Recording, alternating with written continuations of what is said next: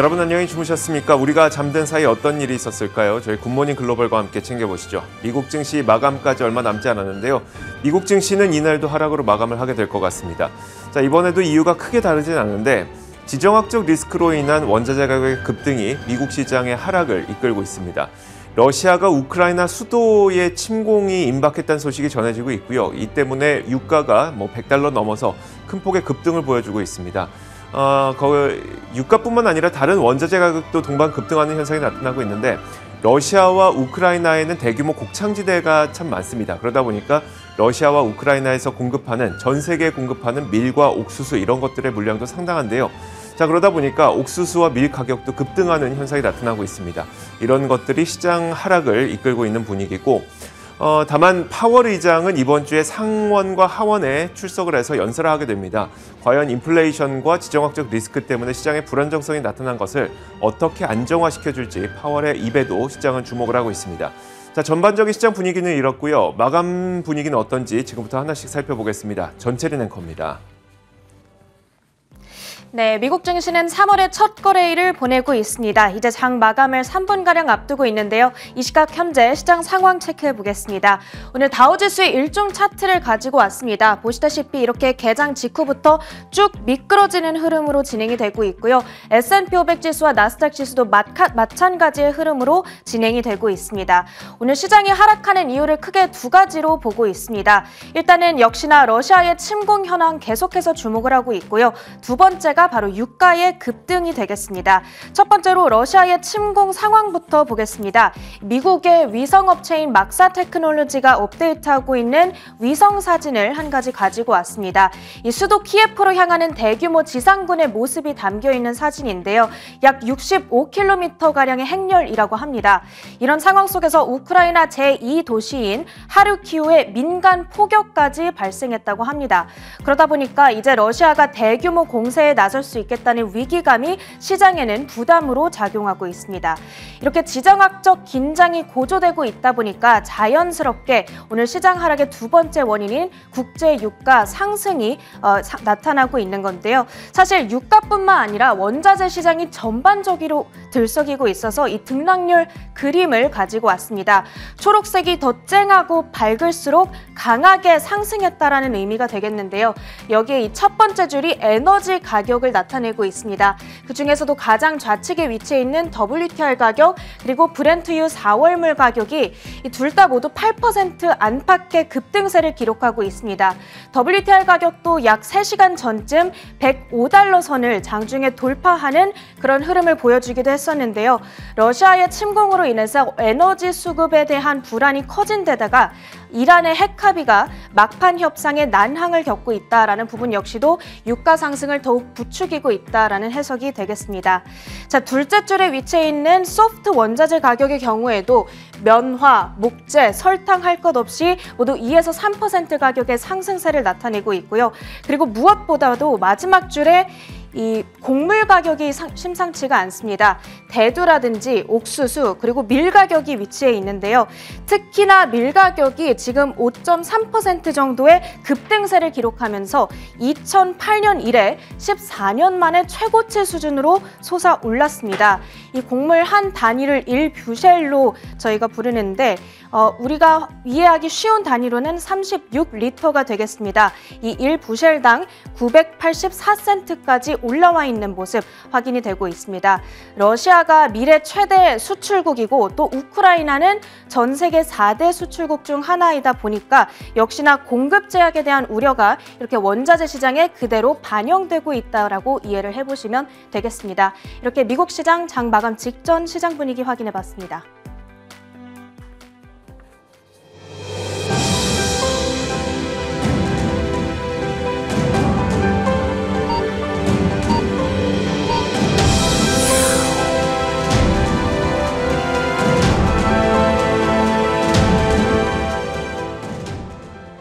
네, 거래 마치고 돌아왔습니다. 이번에는 히트맵을 열어서 섹터와 종목별 분위기 확인해 보겠습니다.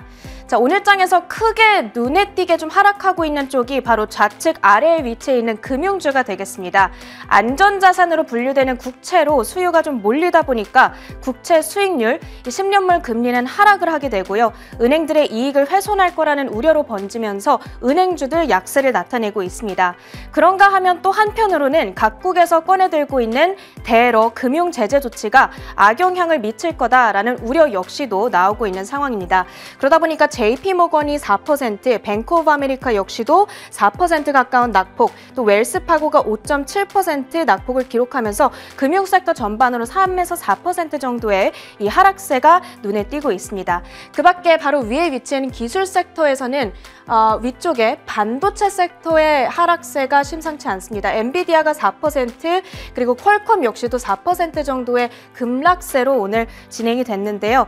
국내장으로의 영향까지 오늘 한번 체크를 해보셔야 될 것 같습니다. 그나마 오늘 장에서 좀 버텨주고 있는 쪽이 이쪽에 위치해 있는 경기 방어주들, 그리고 유가 상승의 영향을 받아가고 있는 에너지 섹터가 되겠습니다. 이 경기 방어주로 분류되는 필수 소비재의 경우에는 오늘 타겟이 특히 눈에 띄게 급등을 하고 있습니다. 실적 결과가 좋았는데 주당 3.19달러의 순이익을 기록하면서 월가 전망치를 웃도는 호실적을 경신했고요. 이에 따라서 타겟의 주가는 10% 정도의 강한 플러스권에서 거래를 마치게 됩니다. 자, 그 밖의 특징주들도 하나씩 확인해 볼 텐데요. 오늘 리테일 테마 내에서 또 다른 큰 움직임이 포착되고 있습니다. 바로 미국의 마트 체인인 크로거가 될 텐데요. 오는 3월 3일에 실적 발표를 앞두고 있는데 이 결과 발표에 앞서서 오늘 투자 의견 상향이 나왔습니다. 오프라인과 온라인 옴니채널 확보 전략이 앞으로의 성장을 견인해 줄 거다라는 켈시 측에서의 투자 의견 나왔다는 부분을 체크해 보시면 되겠고요. 마지막으로 루시드 그룹까지 확인해 보겠습니다. 역시나 실적 발표에 따라서 움직이고 있는 종목이 되겠습니다. 예상보다 큰 손실폭을 기록하면서 급락 중에 있는데 전문가들이 예상했던 25센트보다 2배가 훌쩍 뛰어넘는 64센트의 주당 순손실을 기록했고요. 또 매출 역시도 전망치를 하회하면서 오늘 실망 매물이 강하게 쏟아져 나왔습니다. 자, 이렇게 오늘장 특징주들 모두 확인해 봤고요. 마지막으로 상품 시장 움직임도 볼 텐데 앞서 유가와 금을 저희가 확인해 봤으니까 비트코인 가격까지만 확인해 보도록 하겠습니다. 비트코인 가격이 아주 오랜만에 이렇게 큰 폭의 급등세를 보여주고 있습니다. 러시아에 대한 각종 금융 제재 조치, 특히 스위프트에서 퇴출되는 이 조치가 발표되게 되자 루블화 가치가 폭락하고 이에 따라 러시아인들이 달러와 비트코인 쪽으로 자산을 옮겨가고 있다라는 분석이 나오고 있습니다. 여기에 힘입어서 비트코인은 6% 급등, 현재 44,200달러 수준까지 회복된 채 거래가 되고 있습니다. 자, 이렇게 상품 선물 시장까지 확인해 봤고요. 마지막으로 3대 지수 종가 상황까지 확인해 보도록 하겠습니다. 자, 다우지수입니다. 다우지수 결국에는 이렇게 막판까지 낙폭을 회복하지 못한 채 2% 넘는 낙폭을 기록하고요. S&P 500 지수는 1.6% 하락입니다. 그래도 4,300포인트 선은 지켜낸 채 거래를 마치고요. 나스닥 지수는 역시나 2% 정도의 낙폭을 벌린 채 오늘 하루 거래를 마치게 됩니다. 미국 증시 마감 상황 정리해드렸습니다.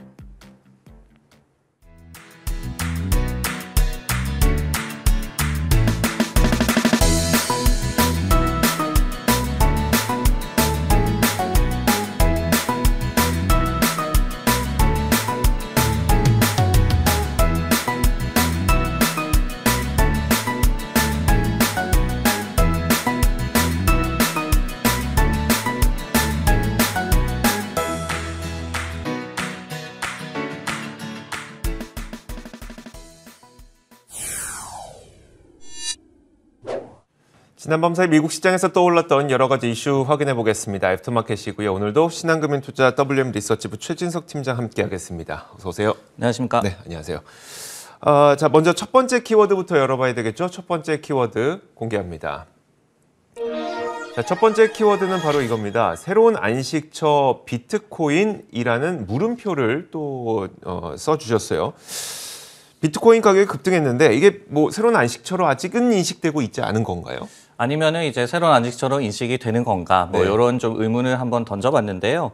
암호화폐가 이제 러시아와 우크라이나 간의 지정학적 위기가 좀 부상함으로써 새로운 좀 안식처로 떠오르고 있는 것 같습니다. 이날 이제 비트코인이 장중에 최대 한 16% 정도 상승하는 구간도 존재를 했는데요.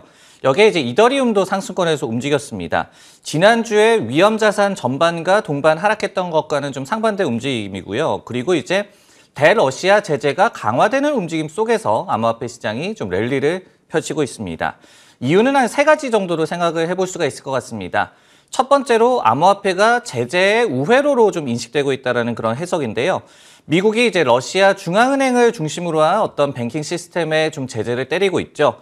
그러다 보니까 그 어떤 중앙은행의 통제도 받지 않는 암호화폐, 그리고 이제 비트코인이 각광을 받고 있다는 그런 해석인데, 이 신흥국에 대한 투자로 좀 유명한 마크 모비우스 회장 역시도 이 같은 주장을 좀 뒷받침을 하고 있습니다. 두 번째는 이제 자금 우회로인데요. 결국은 이제 러시아와 우크라이나 이 국민들이 이 자국 통화의 가치에 굉장히 좀 변동성이 높아지다 보니까 이런 비트코인 같은 암호화폐를 통해서 부를 좀 빼돌리고 있다, 좀 대체하고 있다라고 해석이 나오고 있습니다. 실제로 이제 세계 최대의 가상화폐 이 거래소죠, 바이낸스가 러시아에 대한 제재에 대해서 동참을 해달라는 요구를 거절한 것도 한몫을 있다. 러시아인들이 비트코인을 대거 매수하고 있다는 그런 내용이 나오고 있습니다. 세 번째로는 이제 디지털 금으로서의 역할을 비로소 하고 있다는 해석인데요. 암호화폐 공호론자들이 그간 좀 주장했던 것과 좀 일맥상통하는 내용이고, 드디어 이제 정세 불안에 금을 대체할 안전자산의 역할을 암호화폐가 하고 있다는 해석도 나오고 있습니다. 사실 불과 얼마 전까지만 해도 암호화폐도 같이 빠지지 않았습니까? 이 지정학적 맞아요. 리스크와 함께. 그러다가 갑자기 뭐 어느 순간 되니까 다시 한번 디지털 안전자산의 지위를 획득한 것 아니냐, 이런 해석들이 나오고 있는 건데, 그러다 보니까 진짜 디지털 안전자산으로서의 가치를 가지게 된 건지 아니면 어떤 한계점은 또 있는 건 아닌지, 이런 궁금증이 들거든요. 어떨까요? 네, 말씀해 주셨듯이 지난 주만 하더라도 증시와 좀 연동이 됐었죠. 네. 근데 이제 러시아에 대해서 제재가 하나하나 이제 발표가 되고 좀 강화되는 움직임을 보이자 좀 반전되는 그런 모습이었고, 그러다 보니까 옹호론자들은 이제 분수령을 맞았다라고 얘기를 하고 있습니다. 하지만 이제 분명히 좀 한계도 존재를 하고 있는 것 같은데요. 역시 한 3가지 정도로 생각을 해봤습니다. 첫 번째로 올해 이 비트코인과 나스닥이라든지 그리고 S&P 500 지수도 마찬가지입니다. 근데 두 자산 간의 상관계수가 각각 한 0.7 중반대로 나오고 있거든요. 그러면서 이제 블룸버그에서 2010년도 정도의 데이터를 축적한 이후에 역대 가장 높은 수준으로 나타나고 있습니다.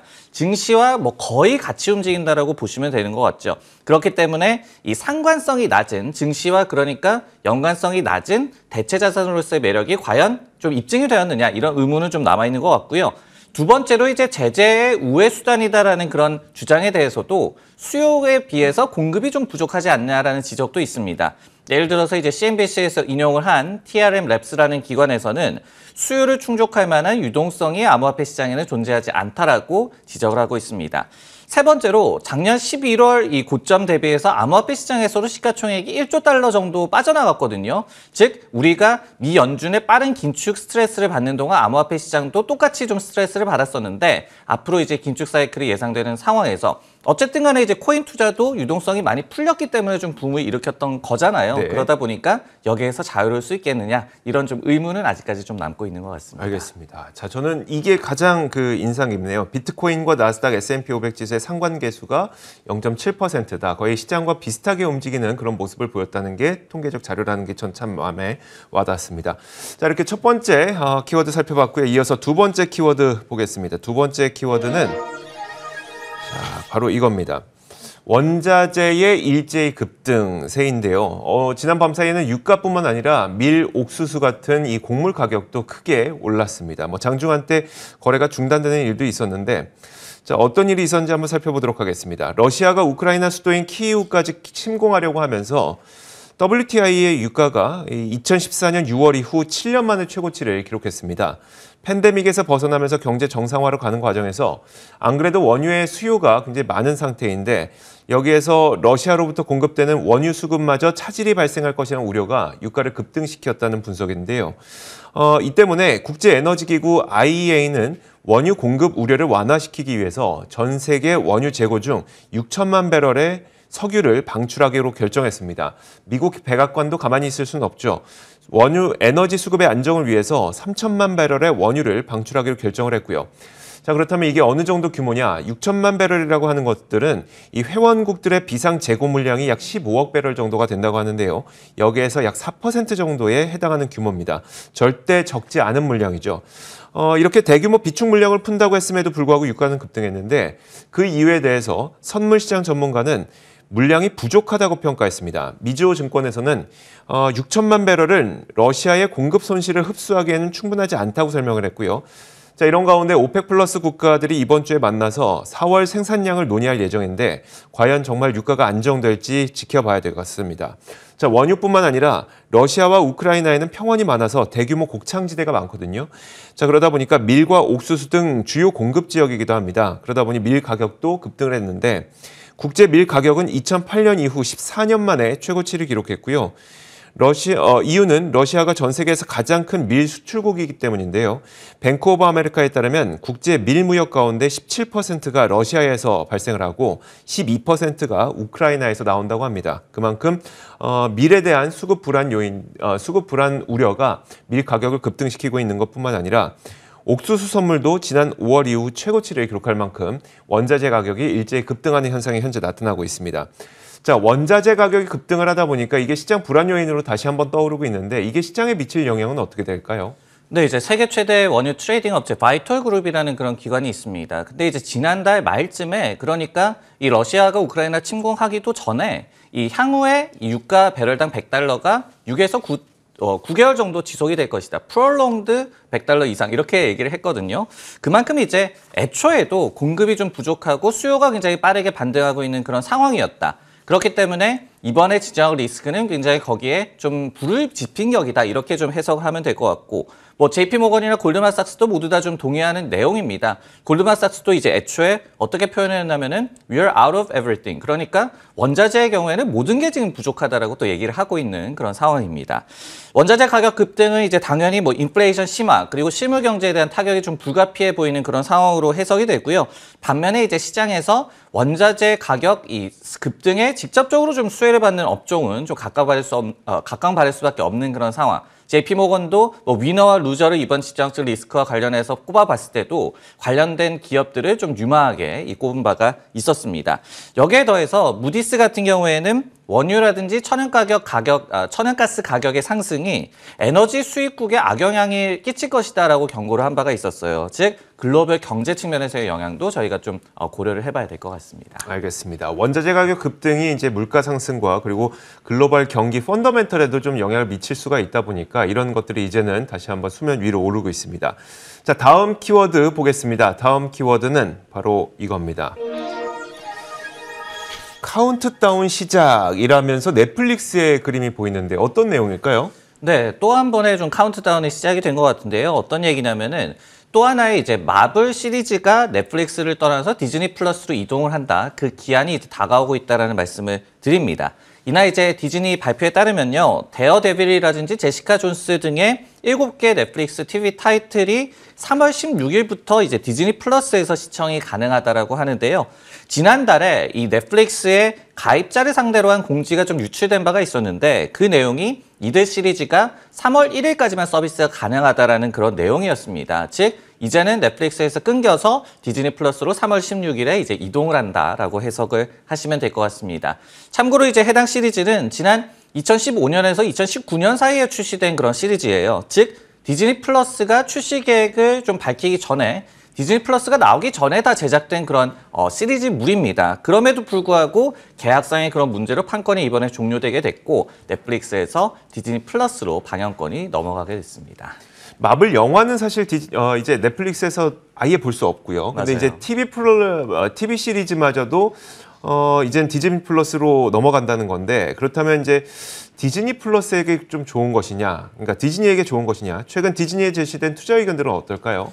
네, 이번에 그 마블 시리즈가 이 대거 디즈니 플러스로 이동을 한다. 이런 부분들을 좀 봤을 때는 일단은 콘텐츠 범위를 확장하는 데 좀 의미가 큰 것 같습니다. 왜냐면은 이번에 이동을 하는 그런 시리즈물이 대체적으로 폭력성이나 선정성이 좀 높은 그런 시리즈물이에요. 그러다 보니까 이 디즈니는 어린이용 콘텐츠에 좀 이 특화가 돼 있고 성인용은 좀 부족하다. 이런 이 비판들이 있었고 좀 아쉬움이 있었는데 성인용 콘텐츠로 좀 확장을 한다는 의미를 좀 부여할 수가 있을 것 같고요.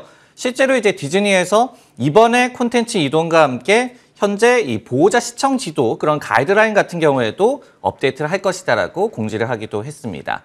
이와 또 별개로 이제 디즈니와 관련해서 가장 최근에는 시티그룹에서 투자 의견을 제시를 했는데요. 매수 의견을 유지를 했지만은 목표 주가는 210달러에서 200달러로 소폭 좀 내려잡았어요. 그러면서 이후로 실적은 좋았지만은 구독자 기반으로 한 밸류에이션은 좀 낮춰잡는다. 이 밸류에이션 압박을 받고 있다라고 얘기를 했거든요. 즉 시장의 어떤 디즈니 플러스에 대한 기대치가 낮아지고 있다는 점을 들어서 목표 주가를 소폭 하향 조정을 했었는데 이런 소식들이 앞으로 다시 한번 좀 밸류를 높여줄지 지켜볼 만할 것 같습니다. 알겠습니다. 이제 성인들의 구독자까지 조금 더 빠르게 확보를 하게 된다면 디즈니 플러스가 어떤 모양을 갖게 될지 좀 기대해 보도록 하겠습니다. 자, 다음 키워드 보겠습니다. 다음 키워드는 바로 이겁니다. 자, 보안의 중요성인데요. 요즘 사이버 보안 관련주들의 관심이 굉장히 높아지고 있습니다. 그리고 지난 밤사이엔 또 어떤 소식이 있었냐면 익명의 국제 해커 단체인 어나너머스가 러시아를 상대로 사이버 전쟁에 돌입한 것으로 분석이 되고 있습니다. 소셜 네트워크와 또 외신들의 보도에 따르면 2월 말부터 이어진 러시아 국영가스 회사인 가즈프롬을 비롯해서 러시아와 벨라루스의 정부기관 홈페이지가 다운된 것들이 이들의 행동이었던 것으로 전해지고 있고요. 어나너머스의 트위터 포스트에는 러시아가 만약에 폭탄을 떨어뜨린다면 어나너머스는 러시아 정부 웹사이트를 없애버릴 것이다. 실제 포스트에는 kill이라는 단어를 썼습니다. 죽여버릴 것이다. 근데 제 방송상에서 좀 어려울 것 같아서 없애버릴 것이다. 이렇게 좀 표현하긴 했는데, 후속 게시물을 통해서는 벨라루스 무기 제조업체의 문서와 이메일을 유출하고 또 러시아 국영통신 서비스 회사로부터의 가스 공급을 차단한 것도 이들의 행동인 것으로 전해지고 있는데, 자, 이런 상황이 사이버 보안에 대한 중요성을 급부상시키고 있죠. 사이버 보안 관련주의 ETF로 알려진 iHack라는 티커를 쓰고 있는 ETF도 지난 한 달 동안 S&P 500 지수가 4% 하락하는데 반면에 이 ETF는 3%가량 오르기도 했습니다. 모건 스탠리에서도 최근 러시아와 우크라이나의 긴장이 높아지면서 보안이 최우선순위가 될 것으로 보이고 또 올해 연방 지출의 증액 압박으로 작용하게 될 것이라고 설명했습니다. 쉽게 말하자면 이제 많은 정보 기관들뿐만 아니라 기업들까지 사이버 보안을 우선순위로 두면서 그쪽 지출을 늘리게 된다는 얘기인데, 그렇게 된다면 사이버 보안 기업들의 매출과 이익이 높아지는 그런 효과가 있겠죠. 결국 사이버 보안 관련주에 지금이라도 좀 진입해도 되는 것인가라는 궁금증이 투자자들 사이에서는 일어날 수밖에 없는데, 팔로알토, 포티넷, 지스케일러 이런 기업들 참 많습니다. 이거 진입해도 될지 월가의 시각은 어떨까요? 네, 앞서서 이제 원자재 가격 급등을 살펴봤던 그런 로직과 마찬가지입니다. 이 사이버 보안도 원래 떠오르던 트렌드였는데 이번에 이제 러시아와 우크라이나 간의 군사 충돌로 인해서 더욱더 트렌드가 가속화되게 됐다. 촉매제, 윤활유가 됐다. 이렇게 좀 해석을 하시면 될 것 같고요. 올해 이제 사이버 보안 섹터를 좀 기대를 했던 그런 로직을 다시 한번 복기를 해보자면은 한 3가지 정도로 꼽아볼 수가 있습니다. 첫 번째는 기업들의 디지털 전환이 가속화될 것이다. 그러니까 클라우드라든지 이런 업무 환경의 채택이 더욱더 확대될 것이다라는 얘기였고, 두 번째로는 그러다 보니까 기업들의 IT 관련 지출 중에서 사이버 보안 비중이 확대될 것이다. 그리고 세 번째는 조 바이든 행정부에서 사이버 보안을 굉장히 좀 밀고 있기 때문에 관련된 예산이 증액이 될 것이다. 이런 거였거든요. 근데 이제 모건 스탠리의 기사 내에서의 그런 내용이 어떻게 본다면은 3번을 더욱더 가속화시킬 만한 연방 지출을 더욱더 늘릴 만한 그런 요인이기 때문에 이런 부분들 때문에 이제 사이버 보안주에 대한 관심이 좀 높아지고 있는 것 같습니다. 주요 기관도 추천 의견을 좀 내놓고 있는데요. 리덤 증권 같은 경우에는 특히 이제 사이버 공간이 더욱더 적대적으로 변할 것이다라고 얘기를 하면서 크라우드 스트라이크, 센티넬 원 등의 기업을 추천을 했고요. 에버코어 같은 경우에는 지금 사이버 보안 전문가도 부족하고 그러다 보니까 제품의 수요가 늘어날 수밖에 없다라고 얘기를 하면서 팔로알토, 포티넷, 시스코, 클라우드플레어 등의 이 기업을 지금도 좀 추천을 하고 있습니다. 확실히 원래 사이버 보안에 대한 관심이 많았었는데 지정학적 리스크까지 겹쳐지면서 사이버 보안 관련주에 대한 관심은 월가에서도 크게 늘어나고 있는 것 같습니다. 자, 이렇게 애프터마켓을 통해서 지난 밤 사이 어떤 일들이 있었는지 살펴봤고요. 신한금융투자 WM 리서치부 최진석 팀장과 함께 이야기 나눠봤습니다. 고맙습니다.